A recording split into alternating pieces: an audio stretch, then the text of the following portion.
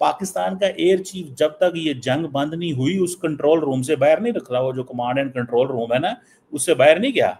वो 2-3 बजे 4 बजे जब 4 बजे सोते थे तो वो शलवार कमीज पहन लेते थे, बाकी all time he was in uniform. Modi का दिमाग बड़ा ठंडा है, बट मोदी का लहू बड़ा गर्म है। अच्छा। क्योंकि उसमें जो है संदूर दौड़ रहा है। मुझे बताएं, हमें हमेशा इंप्रेशन ये था कि इंडिया रिवायती जंग में हमारे से बहुत आगे है, इतने हजार टैंक, इतने सब कुछ, और हमारा डिफेंस सिर्फ न्यूक्लियर ऑप्शन है। कि आपको नजर आता है कि इंडिया तेजी से तैयारी कर रहा है। बल्कि मैं तो एक खतरनाक चीज ये सुन रहा हूं कि खुदा ना खास्ता कि जब जंग होगी, बिकॉज मैं ये नहीं कह रहा कि अगर होती है, मुझे पता होगी, जब होगी तो शहरों में भी इस बारी हिट करेंगे सब कुछ। और ये हमले जब हुए तो इन हमलों से पहले ही भारत की तरफ से यह ऐलान कर दिया गया कि बलूचिस्तान में कुछ न कुछ होने जा रहा है। कि अगर खुदा न खास्ता ये कॉन्फ्लिक्ट होगा, जिसका अल्लाह करे ना हो, लेकिन अगर होगा तो ये पिछले कॉन्फ्लिक्ट से बहुत बड़ा नहीं होगा, जहां शहर भी इन्वॉल्व होंगे, और ये इन अ वे अगले 5-10 साल के लिए एक डिसाइसिव कॉन्फ्लिक्ट नहीं होगा। अजीत डोवल की जो पॉलिसी थी उसको अपनाते हुए डिफेंसिव ऑफेंसिव की, वो पाकिस्तान को ब्लीड कर रहे थे। और अजीत डोवल की जो आपने बातचीत की, तो देखिए अजीत डोवल की तो प्रॉपर डॉक्टर है, उसने डॉक्टर ने मीडिया में अनाउंस की हुई है। ये पाकिस्तान ने नुकसान नहीं पहुंचाया, पाकिस्तान की कोई ऐसी पोजीशन नहीं है। वो इस चीज को थोड़ा सा वो हाईलाइट कर रहे हैं कि भाई तुम लोग अगर इतने जोगे होते तो तुम लोग हमें कोई तस्वीरें ही दिखा देते। ट्रस्ट मी, ये मैं नहीं कह रहा, ये जो क्या नाम है उनका, NSA डोवल साहब जो हैं, ये वो बोल रहे हैं। जहां पे वो चाय वाला प्राइम मिनिस्टर बन गया, उसके आप 4 बंदे देखें, उसको देख लें, अमित शाह की बैकग्राउंड देख लें, अजीत डोवल को आप देख लें, आप उनके डिफेंस मिनिस्टर को देख लें, और चारों अपने आप को हिंदुत्व तारीख का फुटनोट देखते हैं। नरेंद्र मोदी भी तारीख में याद रहा जाता है, वो आदमी जिसने महा हिंदू राष्ट्र बनाया एंड ऑल दैट। नमस्कार दोस्तों, रियल हिंदुस्तान में आपका स्वागत है। दोस्तों, भारत की कूटनीति और सामरिक तैयारी अब शत्रु देशों के लिए चिंता का विषय बन चुकी है। हाल ही में भारत के राष्ट्रीय सुरक्षा सलाहकार श्री अजीत डोभाल ने स्पष्ट रूप से कहा कि पाकिस्तान झूठ फैला रहा है। वह दावा करता है कि उसने भारत का लड़ाकू विमान गिराया था। डोभाल ने चुनौती दी है, यदि वास्तव में कोई विमान गिराया गया है तो उसकी तस्वीर या प्रमाण प्रस्तुत करे। यह बयान पाकिस्तान के लिए करारा तमाचा साबित हुआ है। पाक मीडिया में खलबली मची हुई है। विशेषज्ञ अब इस बात की आशंका जता रहे हैं कि भारत की सैन्य तैयारियों को देखते हुए निकट भविष्य में एक बड़ा टकराव हो सकता है। इस चर्चा में एक बार फिर ऑपरेशन सिंदूर की यादें ताजा हो गई हैं, जब भारत ने बिना शोर मचाए शत्रु को उसकी हैसियत दिखा दी थी। और अब उसी नीति पर चलते हुए भारत अपनी रक्षा नीति को और अधिक सशक्त बना रहा है। भारत की शक्ति आज केवल सीमा तक सीमित नहीं, यह रणनीति, तकनीकी और संकल्प का सम्मिलन है जो हर दुश्मन के मन में भय उत्पन्न कर रहा है। जो इस जानिब एक बहुत वाज़ेह इशारा है कि जो कुछ भी हुआ है पिछले चंद घंटों में,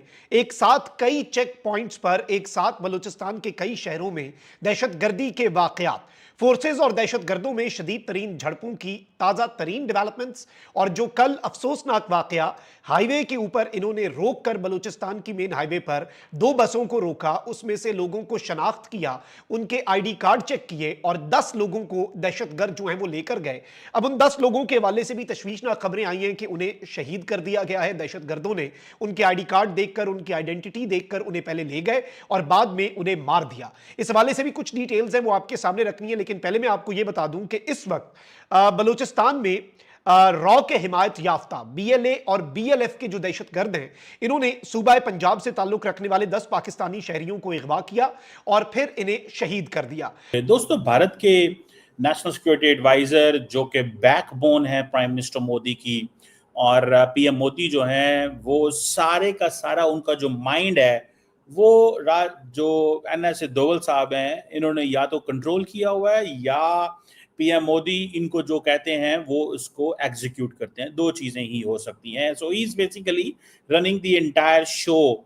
साउथ एशिया में क्या करना है, दुनिया में खास तौर पे जब कनाडा, अमेरिका, बरतानिया, बहुत सारी जगहों में बड़ा कम बोलते हैं, और उन्होंने आज एक जगह पे बोल रहे थे और कुछ ज्ञान दिए, कुछ अल्फाज बोले। मैं समझता हूँ कि उसके ऊपर काफ़ी ज़्यादा बात करने की ज़रूरत है। पहली बात तो उन्होंने ये कही जनाब के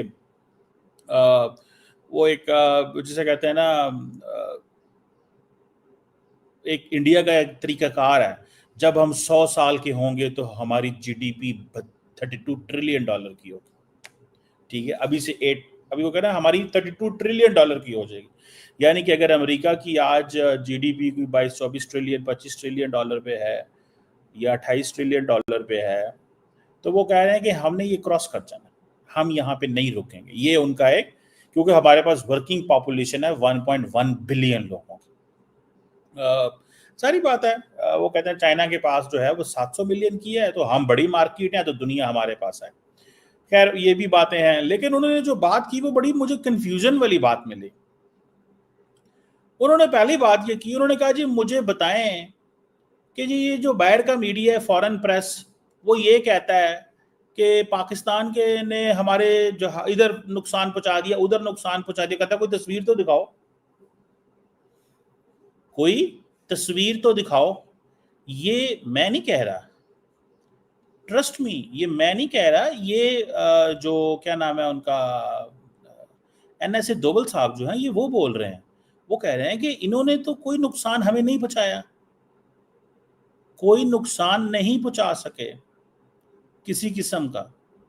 ये पाकिस्तान ने नुकसान नहीं पहुंचाया, पाकिस्तान की कोई ऐसी पोजीशन नहीं है, इनकी कोई ऐसी, वो जिसे कहते हैं जो मीडिया में आ रहा है वो कह रहे हैं ये गलत आ रहा है।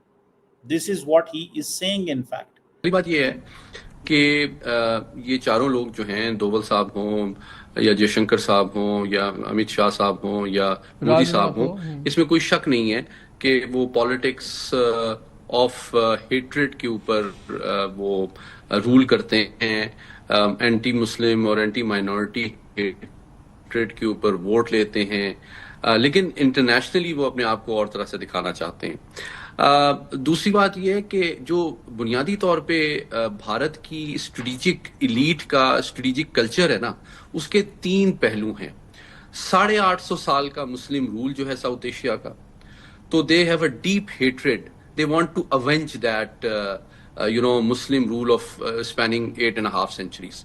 दूसरा, जो 100 साल का ब्रिटिश कॉलोनियल राज है, उसके बारे में भी आपको एक डिस्ट्रस्ट मिलता है। तो जो वेस्ट की एक्सपेक्टेशन है कि ये चाइना को बैलेंस करने में हमें मदद करेगा, वो भी एक मिस कैलकुलेशन है, miss reading of Indian strategic culture है, क्योंकि वहां बहुत डीप रूटेड है वेस्ट की जानिब जो डिस्ट्रस्ट है। और तीसरी चीज ये है कि रीजनल हेजमनी। तो ये 3 चीजें उनके की कैरेक्टरिस्टिक्स हैं उनके स्ट्रेटेजिक कल्चर के, जिसको हमें निगलेक्ट नहीं करना चाहिए। दूसरी बात ये है कि जो आप बात कर रहे हैं जंग के खतरात, जो हमने एक बैलेंस शीट बनाई, क्या चीजें उसको लाइकली बनाती हैं, क्या चीजें अनलाइकली बनाती हैं, उसके लिहाज से देखा जाए तो डोमेस्टिक फैक्टर्स ज्यादा प्रोमिनेंट नजर आते हैं, और ये अनफॉर्चुनेट ट्रेजेडी है। लेकिन आपके सवाल का जो सबसे इंपॉर्टेंट पहलू है वो एक लफ्ज में मैं एक्सप्लेन करूंगा, और वो है कि दुनिया की कोई भी जो एटमी ताकत होती है, उसकी सबसे अल्टीमेट कोर जो रिक्वायरमेंट होती है वो रैशनैलिटी की होती है। और मैं समझता हूं कि इस वक्त भारत जो है वो सिर्फ पाकिस्तान नहीं बल्कि आलमी अमन के लिए एक बढ़ता हुआ खतरा है।